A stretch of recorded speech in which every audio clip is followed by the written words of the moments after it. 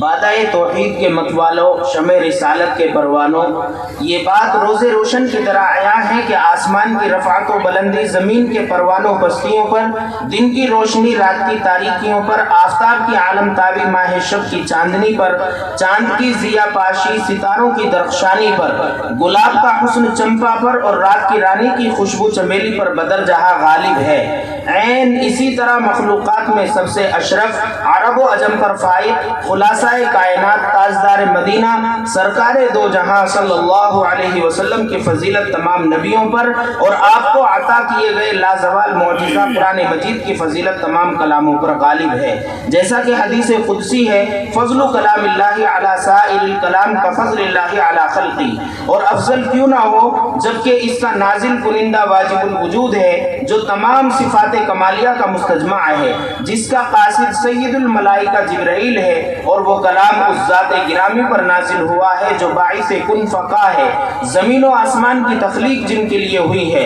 پھر وہ کلام عظیم کیسے نہ ہوگا جس کا اتارنے والا امین، جس کے ذریعے اتارا گیا وہ امین، جس ذات پر نازل ہوا وہ امین، جس مقام پر نازل ہوا وہ بلد امین، جس ماہ میں اس کی تنزیل ہوئی وہ تمام مہینوں سے افضل، جس رات میں اتارا گیا وہ ہزار مہینوں سے افضل۔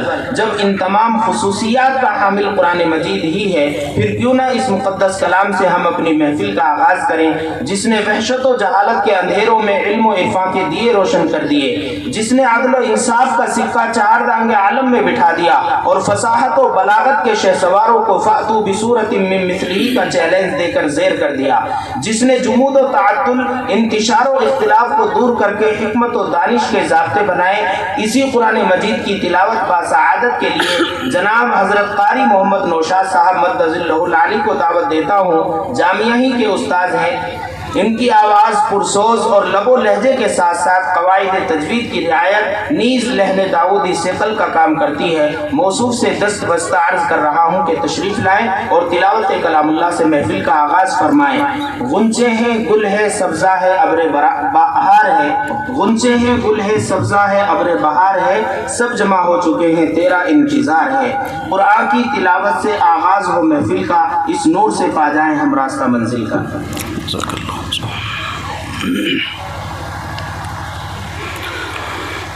أعوذ بالله من الشيطان الرجيم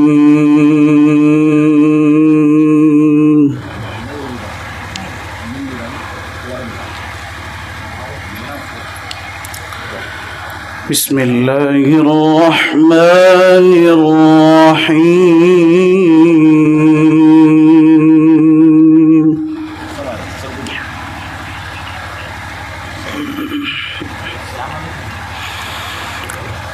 يا أيها الذين آمنوا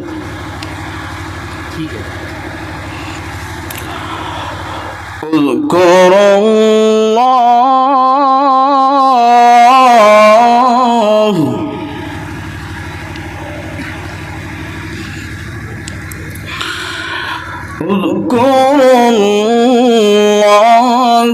ذكرا كثيرا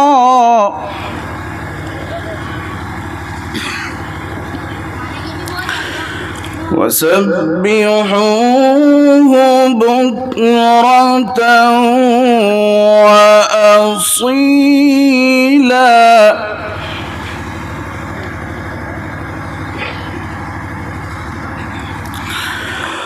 هو الذي يصلي عليكم وملائكته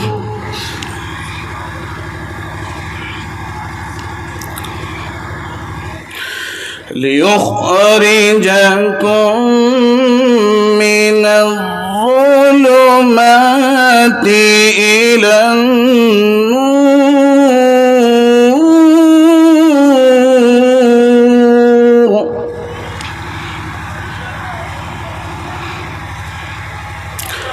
وكان بالمؤمنين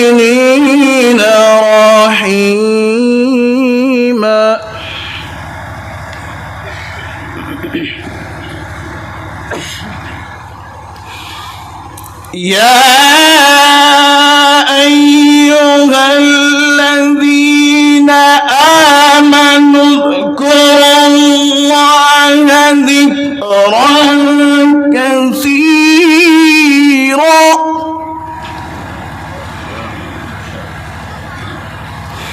وسبحوه بكرة وأصيلا.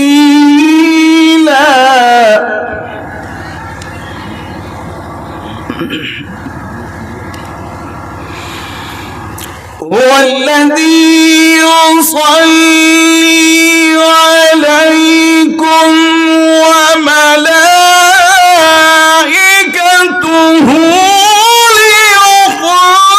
ليخرجكم من الظلمات.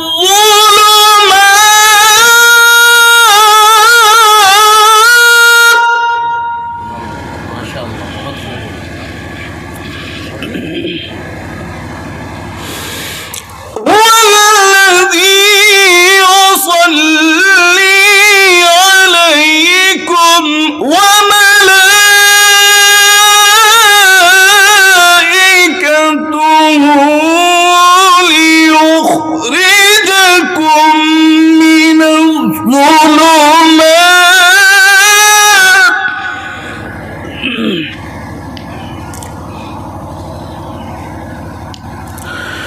هو الذي يصلي عليكم وملائكته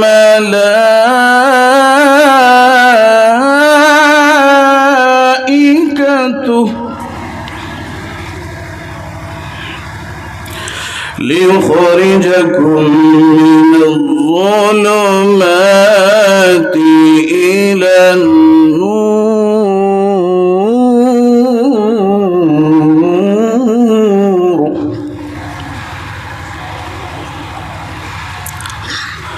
وكان بالمؤمنين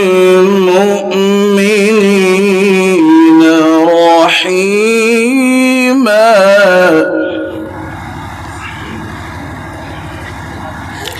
بسم الله الرحمن الرحيم.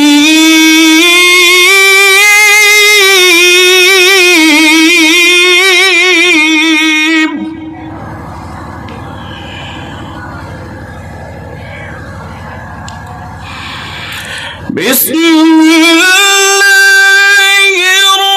الرحمن الرحيم. لإيلاف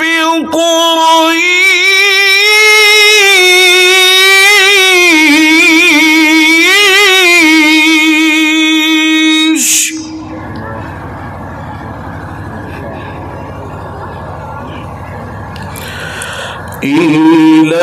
إيلافهم رحلة الشتاء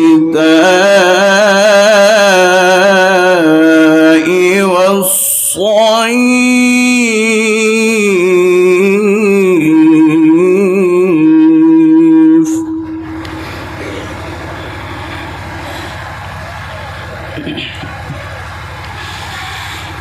فليعبدوا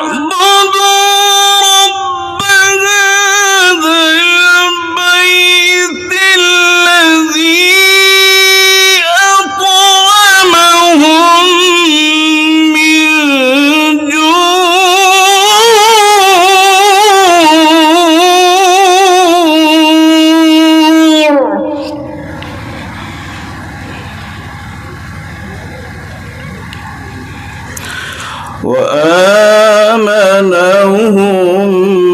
من خوف.